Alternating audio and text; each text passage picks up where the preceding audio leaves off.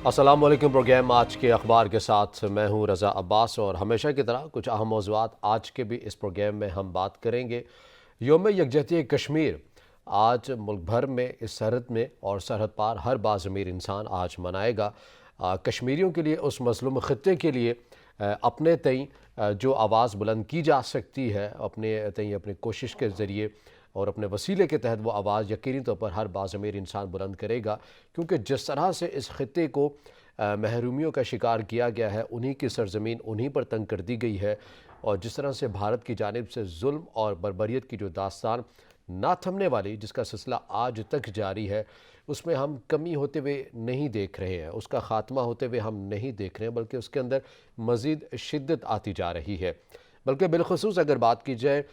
भारत के अंदर जब से मोदी सरकार आई है, तो इसके अंदर मज़ीद शिद्दत ही आई है। मकबूजा कश्मीर की खसूसी हैसियत को भी ख़त्म कर दिया जाता है और एक नई आबादियाती सिलसिला जो है वो मुतारिफ़ करवा दिया जाता है, जिसमें जो गैर कश्मीरी हैं उन्हें कश्मीर के अंदर आबाद किया जा रहा है। और एक ये सब कुछ हो रहा है, एक मुनज़्ज़म मुहिम के ज़रिए सब कुछ हो रहा है, और कोई भी पूछने वाला नहीं है भारत को। कोई ऐसा कानून नहीं है बैनुल अक़वामी जो भारत ने पामाल नहीं किया है मकबूजा कश्मीर से मुतल्लिक। मगर पाकिस्तान अपनी बारहा आवाज़ बुलंद करता रहा है, सिफारती तौर पर भी आवाज़ बुलंद करता रहा है, दुनिया के हर प्लेटफॉर्म पर भी आवाज़ रखी है, मकबूजा कश्मीर की आवाज़ रखी है। यही वजह है कि मकबूजा कश्मीर में आज भी बैनर्स आवेज़ा हैं कायद-ए-आज़म मोहम्मद अली जिन्ना के, वज़ीर-ए-आज़म पाकिस्तान इमरान ख़ान के, आर्मी चीफ क़मर जावेद बाजवा के। और अपने तय जो हम कर सकते हैं वह हम यकीनी तौर पर पाकिस्तान कर रहा है, और पाकिस्तान मुकम्मल तौर पर कश्मीरियों, अपने मज़लूम बहन भाइयों के साथ खड़ा है, उन्हें कभी तनहा नहीं छोड़ा है और ना ही कभी छोड़ेंगे। और ये सिलसिला है, मगर कुछ अपनी इन काविशों का भी जायज़ा लेने की ज़रूरत है, जिसके ऊपर आज के इस प्रोग्राम में हम बात करेंगे। और बिलखसूस आलमी दुनिया, और आलमी दुनिया में सुपर पावर अमेरिका, वाशिंगटन इस ख़ित्ते को कैसे देखता है, मकबूजा कश्मीर के हवाले से अपनी क्या पॉलिसी रखता है, इस हवाले से भी हम बात करेंगे। वज़ीर-ए-आज़म पाकिस्तान के दौरे चीन कितनी अहमियत का हामिल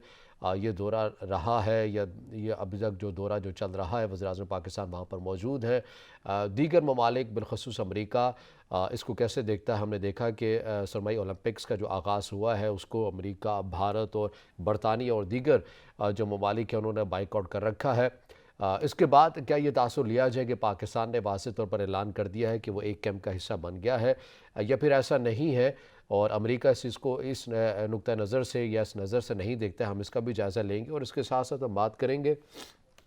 अमेरिका, चीन और पाकिस्तान के दौरे के हवाले से। ये ममालिक बिलखसूस अगर पाकिस्तान के लिए बात की जाए तो कितना मुश्किल है या कितना आसान है सिफारती सतह के ऊपर कि हम बैलेंस कर सकें इन दोनों ममालिक के अंदर ताल्लुकात में। जिस तरह से हमने अगर हम बात करें, हमें चैलेंज का सामना रहता है सऊदी अरब और ईरान के माबैन ताल्लुकात के अंदर, इसी तरह हम ये देख रहे हैं कि चीन और अमेरिका के माबैन में हम किस तरह से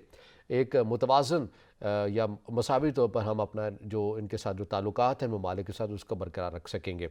इन तमाम अमूर के ऊपर हम बात करेंगे, और इन तमाम अमूर के ऊपर बात करने के लिए आज हमने ज़हमत दी है वाशिंगटन से फैज़ रहमान साहब को, सीनियर तज़कियाकार हैं। फैज़ साहब, सबसे पहले आपके वक्त का बहुत शुक्रिया।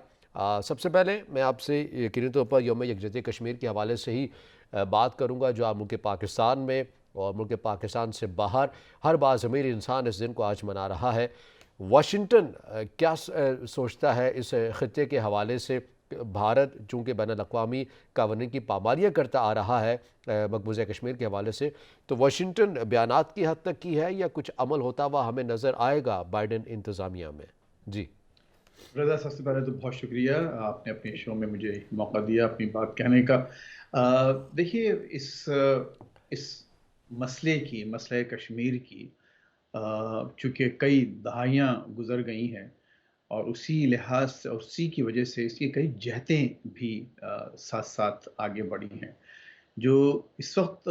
हम सब का जो बहुत बड़ा मसला है, वो सियासी मसला एक तरफ, कि उसका क्या हल निकाला जाए। हमको मालूम है कि हमारी जो कुछ करारदादें हैं सिक्योरिटी काउंसिल की, जो इस वक्त वहाँ पर पेंडिंग है, मौजूद हैं एजेंडा पर, और एक आदमी बिरादरी का एक वादा था कश्मीर से और पाकिस्तानियों से, और बल्कि इंडिया से, तीनों जो फ़रीक़ैन हैं, बल्कि उस वक्त हम तो दो फ़रीक़ैन हैं, इंडिया और पाकिस्तान से, ये वादा था कि वहाँ पर बाकायदा एक सवाब, इस्तिस्वाब राय کو کا موقع دیا جائے گا، لوگوں کو اپنے طور پر وہ کہاں جاتے ہیں اور کیا چنتے ہیں وہ ان کا استحقاق ہے۔ تو یہ تو ایک سیاسی مسئلہ ہے اور اس کا ایک واضح روڈ میپ ان قرارداد کے ذریعے دے دیا گیا ہے۔ وہ کیوں نہیں آگے بڑھا؟ جیسے کہ آپ نے خود ابھی اپنی انٹرو میں فرمایا ہے کہ اس میں بہت سی ایسی چیزیں ہیں جو ہماری خود اپنی کمزوریاں ہیں، ہمارے اپنے مخصوص حالات ہیں، جس کی وجہ سے یہ جو سیاسی ایجنڈا ہے کشمیر کے حوالے سے وہ آگے نہیں بڑھ سکا۔ حالانکہ آپ کو اور ہمارے ناظرین کو سب کو معلوم ہے کہ اس پہ جنگیں ہو چکی ہیں بھارت اور پاکستان کے درمیان۔ اچھا، لیکن اس وقت جو زیر بحث جو سب سے بڑا مسئلہ ہے وہ ہے کشمیر میں وہاں کے معصوم نوجوانوں، بزرگوں، عورتوں، بچوں کے ساتھ جو انتہائی بھیانک انسانی حقوق کے حوالے سے جو کھیل کھیلا جا رہا ہے وہ ہمارے لیے سب سے بڑا کنسرن ہے۔ اور اس وقت بھی جو عالمی برادری کا جو آپ نے ذکر کیا، حالانکہ اس پہ ظاہر ہے کہ مجھے اور آپ کو یہ کہنے کی ضرورت نہیں ہے، اگر 100% عالمی برادری میں اتفاق ہوتا تو آج یہ مسئلہ قائم نہیں رہتا، مسئلہ ختم ہو چکا ہوتا۔ وہاں پر ظاہر ہے کہ اختلافات موجود ہیں، مختلف رائے موجود ہیں اور اس کی بھی کوئی وجوہات ہیں، لیکن اس بات پر اب ہم کو نظر یہ آ رہا ہے کہ کشمیر میں جو انسانی حقوق کی پامالی ہو رہی ہے اور انتہائی بھیانک انداز سے، خوفناک انداز سے، اور جس طرح سے ان کو وہاں باقاعدہ لوگوں کو اٹھا کے مار کے پھینکا جا رہا ہے، اور جو آئے دن آپ کے سامنے جو قتل و غارت گری کے جو واقعات سامنے آتے ہیں، تو اس پہ عالمی برادری کو یقیناً تشویش ہے۔ اور واشنگٹن کے بارے میں آپ سے یہ کہہ سکتا ہوں کہ بائیڈن انتظامیہ اس ایشو پر کوئی باقاعدہ آفیشل انہوں نے کوئی وہ نہیں کیا، لیکن جو آفیشل سے میرا مراد یہ نہیں ہے کہ اسٹیٹ ڈپارٹمنٹ کے پوڈیم سے یا وائٹ ہاؤس کے پوڈیم سے اس بات کا کوئی ذکر کیا گیا ہو، لیکن جو انسانی حقوق کے ادارے ہیں، جو کمیشنز ہیں، جو ریلیجس فریڈم کے کمیشنز ہیں جو خود اس کے زیر تحت ہیں، اس حکومت کے، امریکی حکومت کے، انہوں نے واضح طور پر تو وہاں کے مصائب کا، مظالم کا ذکر کیا ہے، اور اس کو بھارت کو اس معاملے میں باقاعدہ ایک ذمہ دار ٹھہرایا ہے، اور یہ ایک کھلی کتاب کے طور پر سب لوگوں کے سامنے موجود ہے۔ اچھا، جب ہم یہ کہتے اچھا، ہیں کہ یہ جو کی جاتی ہے، جس طرح کہ آپ ذکر کر رہے ہیں کہ تنبیہ کسی حد تک دی گئی ہے، مگر ہم نے یہ بھی دیکھا کہ اسرائیل جو کہ خود فلسطین کے اندر ظلم اور بربریت کی داستان رقم کیے ہوئے ہے، ان کے اخبارات تک لکھتے ہیں کہ بھارت جو کشمیر کے اندر ظلم و ستم کا جو سلسلہ روا رکھے ہوئے ہے وہ بالکل اسرائیل کو کاپی کر رہا ہے۔ اگر کشمیر کے حوالے سے کسی حد تک تنبیہ جاری کر دی گئی ہے تو کیا اسرائیل کے حوالے سے بھی وہی موقف ہے، یا پھر اس طرح تو بھارت اس کو یہ کہہ سکتا ہے کہ بھئی آپ ہمیں تو کہہ رہے ہو، دیکھو کہ وہ جو آپ کا پارٹنر ہے جس کو آپ بڑی اہمیت بھی دیتے ہیں، وہ بھی تو وہی کر رہا ہے جو ہم کشمیر کے اندر کر رہے ہیں؟ بہت اہم آپ کا سوال ہے اور بڑا دلچسپ سوال ہے رضا۔ اور ابھی دیکھیے 2 روز پہلے جو ایمنسٹی انٹرنیشنل کی رپورٹ آئی تھی ہیومن رائٹس کے حوالے سے، اس میں باقاعدہ اسرائیل کا نام لے کر اس کو ایک اپارتھائڈ اسٹیٹ اور اپارتھائڈ رویہ وہاں کہا گیا ہے۔ اور آپ کو حیرت ہوگی کہ ویسٹ کے تقریباً تمام ممالک نے اس کی مذمت کی، اس رپورٹ کی، جی ایمنسٹی انٹرنیشنل کی، اور خصوصاً اسٹیٹ ڈپارٹمنٹ نے۔ تو اسٹیٹ ڈپارٹمنٹ میں خود جو اے پی یعنی ایسوسیٹڈ پریس کے رپورٹر، اور آپ کو معلوم ہے کہ اے پی خود ایک امریکی نیوز ایجنسی ہے، اس کے رپورٹر نے جب وہاں سوال کیا اسٹیٹ ڈپارٹمنٹ میں، باقاعدہ پوری دنیا اس کو دیکھ رہی تھی لائیو، کہ کیا وجہ ہے کہ آپ دوسرے تمام ممالک کے لیے تو ایمنسٹی انٹرنیشنل کی رپورٹ کو حوالہ دے کر پیش کرتے ہیں، کہ جیسے چائنا میں ہوا، یا پاکستان ہے، یا عراق ہے، افغانستان ہے، مڈل ایسٹ کے مختلف ممالک ہیں، وہاں پر آپ ایمنسٹی انٹرنیشنل کی رپورٹس کو بنیاد بنا کر ان ممالک کو تنقید کا نشانہ بناتے ہیں۔ جی لیکن ایگزیکٹلی جب اسرائیل کا معاملہ آیا تو آپ نے بالکل ایگزیکٹلی اپوزٹ رویہ اپنایا، یعنی کہ صحیح۔ اس ملک کو تنقید کا نشانہ بنانے کے بجائے آپ نے اس رپورٹ کو تنقید کا نشانہ بنایا کہ یہ ٹھیک ہے، غلط ویسے مجھے یہاں پر ایک بریک کا کہا جا رہا ہے، یہیں سے گفتگو کا آغاز بھی کریں گے۔ ناظرین ہمارے ساتھ رہیے گا، اور جو دیگر جو نکات ہیں ان کے اوپر بھی ہم بات کریں گے۔ ہمارے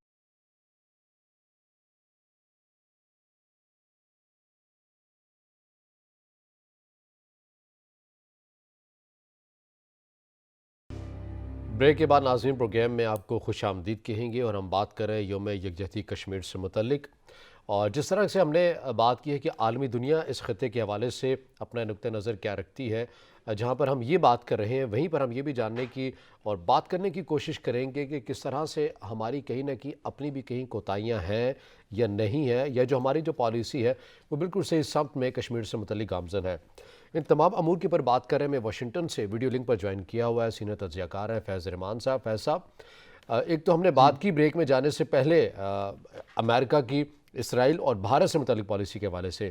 لیکن چونکہ یہ ایسا ایک موضوع ہے جس کے اوپر خاصا وقت بھی چاہیے، چیدہ چیدہ نکات جو ہے وہ آپ کے سامنے میں رکھتا چلوں کہ اگر کشمیر سے متعلق میں یہ کہوں کہ پاکستان کی جو سفارتی پالیسی ہے بین الاقوامی سطح پر کشمیر سے متعلق، آپ اس کو کیسے دیکھتے ہیں؟ دیکھیے، پاکستان کا جو موقف ہے کشمیر کے حوالے سے، اس میں کوئی شک نہیں کہ ایک کنسسٹنٹ میسج ہے۔ جو بھی بیانیہ ہے اس میں کچھ آپ ادھر ادھر کچھ کمزوریاں دیکھ سکتے ہیں، لیکن میں یہ سمجھتا ہوں کہ اچھی چیز یہ ہے کہ سوائے جنرل مشرف کے دور کے، جہاں ایک اس کو مختلف آپشنز ٹیبل پر لائے گئے تھے اور ڈسکشنز کا حصہ بنایا گیا تھا، اس وقت جو ہے ایک بالکل واضح طور پر ایک کلیئر کٹ میسج ہے۔ ایک تو یہ کہ کشمیر کا حل جو اقوام متحدہ کی قرارداد ہیں اس کے مطابق اور اس پر عمل کے ذریعے کیا جائے، نمبر ون۔ اور نمبر ٹو، وہاں پر جو آپ کے جو مظالم ہو رہے ہیں ہیومن رائٹس کو، اس کی فوری طور پر اس کو بند کیا جائے، اس سلسلے کو فوری طور پر روکا جائے۔ اب ہم دیکھیں، ہمارا ملک ایک بڑا ملک ہے، پاکستان ایک چھوٹا ملک نہیں ہے، پانچواں بڑا ملک ہے آبادی کے لحاظ سے، ایک اٹامک پاور ہے، اور ایک اس کی اپنی ایک عالمی حیثیت ہے، اس میں کوئی شک نہیں۔ اور اس کی جو ایک بڑی مڈل کلاس ہے، ایک اس کا جو ڈائسپورا ہے، دنیا کے جو میجر کیپٹلز ہیں انکلوڈنگ واشنگٹن، لندن، ماسکو، وہاں پر اس کی ایک واضح موجودگی ہے، واضح طور پر وہ لوگ موجود ہیں، افیکٹو ہیں۔ لیکن اس کے باوجود بھی پاکستان ایک کمزور معاشی ملک ہے، اور یہ وہ ایک دردناک پہلو ہے جس کو ہم کو بار بار اس کا ذکر کرنا چاہیے کہ اگر پاکستان کی معیشت پر کام کیا جاتا شروع سے، اور پاکستان کو ایک معاشی طور پر مضبوط ملک بنانے کی کوشش کی جاتی، تو آج آپ دیکھتے کہ نہ صرف کشمیر بلکہ ہم جس موضوع پر بھی بات کرتے ہماری بات توجہ سے سنی جاتی۔ پاکستان کی آج جو حالت ہے، سچویشن ہے، وہ صرف اس وجہ سے ہے، اور اسی وجہ سے آپ یہ دیکھیے کہ کبھی آپ کو اس دروازے پہ جانا پڑ رہا ہے، کبھی کسی اور کا دروازہ کھٹکھٹانا پڑ رہا ہے، اور مختلف چھوٹی چھوٹی رقوم کے لیے، یعنی $1 بلین آپ دیکھیے یہاں پر جو امریکہ اور یورپ میں، ایون انڈیا میں $1 بلین کی تو آج کل کوئی اہمیت ہی نہیں ہے، وہ سو ایک معمولی سے جو یہاں بزنس مین ہیں وہ لے کے بیٹھے ہوتے ہیں۔ کتنے پاکستانی بزنس مین ہیں، انٹرپرنورز ہیں امریکہ میں، جن کی وقت، جن کی جو طاقت ہے، وہ کئی $1 بلین پر وہ ان کی کمپنیاں چل رہی ہیں۔ تو لیکن ہم اتنا بڑا ملک ہو کے، 22-23 کروڑ عوام کا ملک ہوتے ہوئے بھی اس چھوٹی چھوٹی رقوم کے لیے اپنے آپ کو ہم سر جھکانے کی ہم کو ضرورت پڑتی ہے۔ کبھی ہم کسی شہزادی کی گاڑی ڈرائیو کرنا پڑتی ہے، کبھی کسی کے پاس بھاگ کے جانا پڑتا ہے، کبھی کہیں ہم کو وزیر خزانہ کو باتیں سنوانا پڑتی ہیں اپنے۔ تو بات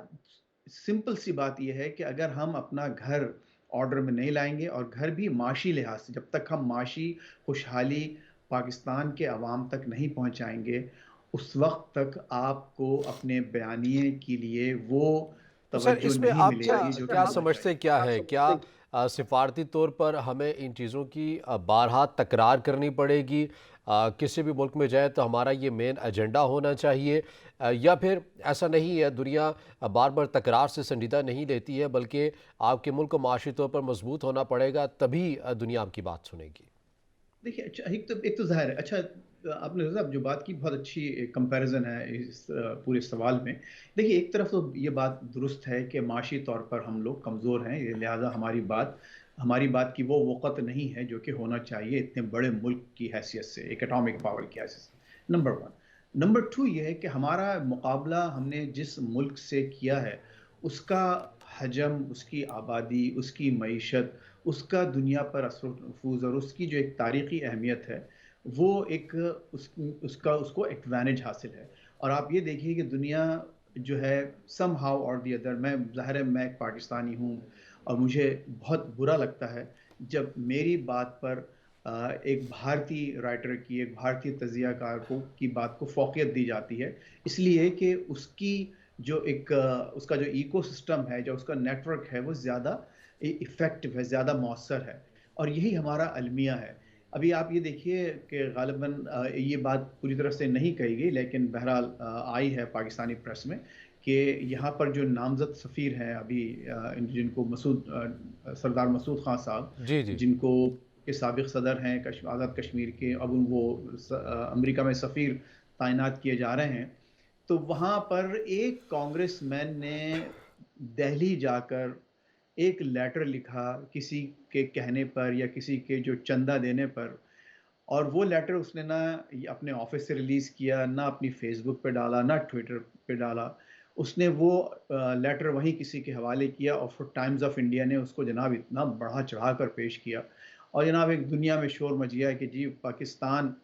کے جو نامزد سفیر ہیں ان کو امریکہ نے رد کر دیا، حالانکہ وہ ایک جو کانگریس مین ہے، وہ ایک انتہائی مطلب ایک غیر مؤثر، ایک انتہا پسند ریپبلکن کانگریس مین ہے، جس کی خود اپنی پارٹی میں بھی کوئی سے نہیں ہے، لیکن چونکہ ان کا ایک پورا نیٹ ورک ہے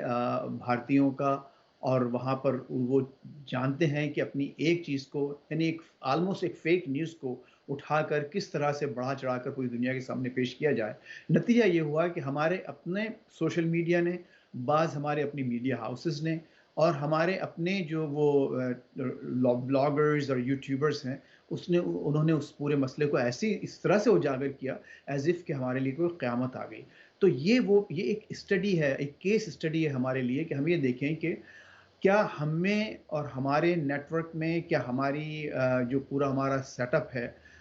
یا ہمارے جو لوگ ہیں، کیا ان میں یہ صلاحیت نہیں ہے کہ نمبر ون کہ اس نیگیٹو پروپیگنڈا کو کاؤنٹر کر سکیں، اور نمبر دو، اگر میں ہی نہیں کہتا کہ ہم کوئی فیک نیوز کا ایک نیٹ ورک چلانا شروع کر دیں اور خدا نخواستہ ایک جھوٹ پھیلانا شروع کریں، لیکن جو جائز باتیں اس وقت جو نظر آ رہی ہیں انڈیا کے جو مظالم ہیں 5 اگست 2019 کے بعد کشمیر پر، ابھی دیکھیں 2 روز پہلے ہی فہد شاہ، وہاں کے ایک ایڈیٹر، ایک سینئر ایڈیٹر تھے، ان جی کو صرف اس بات کو اٹھا دیا گیا کہ انہوں نے ایک کوٹ کوئی اینٹائی اسٹیٹ بات کی تھی۔ ایک ایک انڈیا اپنے آپ کو دنیا کی سب سے بڑی جمہوریت کہتا ہے، اور اس نے جمہوری ممالک میں یہ اپنا ایک صحیح فیصل صاحب، اس کے حوالے سے بھی بات کر لیتے ہیں، اور لابنگ کے حوالے سے کہ اگر بھارت کی لابنگ وہاں پر مضبوط ہے تو پھر ہماری کمزور کیوں ہے، اس نقطے کے اوپر بھی بات کر لیں گے، مگر یہاں ایک بریک کا مجھے کہا جا رہا ہے، ناظرین ہمارے ساتھ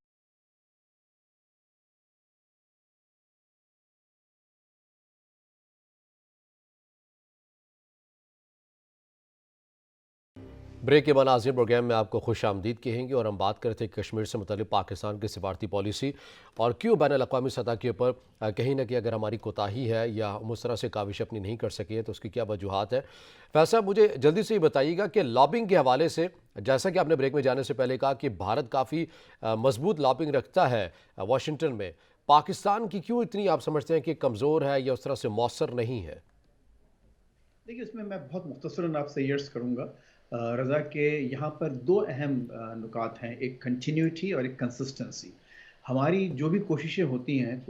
ہیں، لیکن اس میں کنٹینیوٹی نہیں رہتی، اور ہم لوگ کوئی کنسسٹنٹ اپروچ نہیں اپناتے، اور اس کی مثال یہ ہے کہ 2004 میں میں خود بذات خود یو ایس کانگریس میں پاکستان کاکس کا فاؤنڈر تھا۔ I was the founding executive director of an organization which founded Pakistan caucus in the US Congress. اچھا، وہ کاکس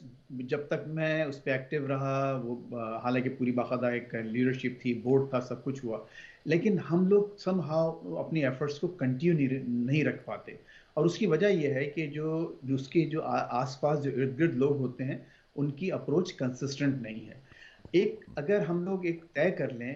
نہ صرف یہ کہ ہماری اپنی کمیونٹی، پاکستانی امریکن کمیونٹی، بلکہ اس کمیونٹی کے ساتھ جو کام کرنے والے لوگ ہیں، اگر وہ یہ ایک طے کر لیں کہ ہم کو ان اداروں کی، ان چیزوں کی یہاں پر ضرورت ہے۔ دیکھیے ابھی آپ سے وقفے کے دوران بات ہو رہی تھی کہ آپ نے کہا کہ یہاں پر ایک